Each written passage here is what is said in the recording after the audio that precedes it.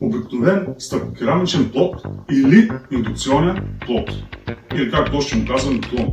Добро утро, аз съм Живко Димитров и сте в моя дом, добре дошли.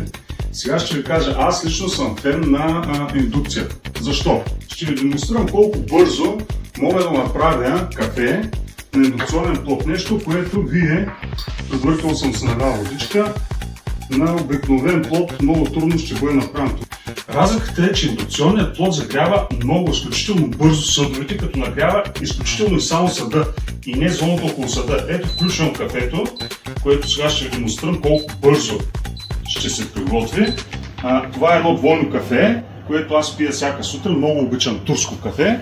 Съответно, едно такова кафе аз мога да приготвя на индукцията по-бързо, отколкото вие бихте могли да приготвите на вашата кафе машина. Това се получава, защото, както казах, виждате, буквално за 30-40 секунди кафето ми е готово.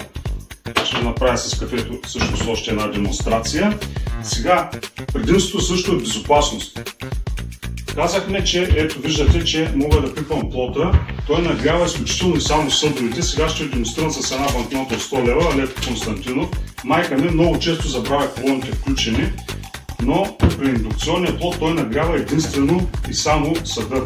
Виждате, кафето ми отново завря, а банкнотата от 100 лева е все още цяла. Нещо, което е много добре. Освен това, при индукционния плот имаме предимство, че те наистина се почистват изключително лесно. Сега ще оставя кафето малко да кипне. Ето виждате. Веднага защитата се включи.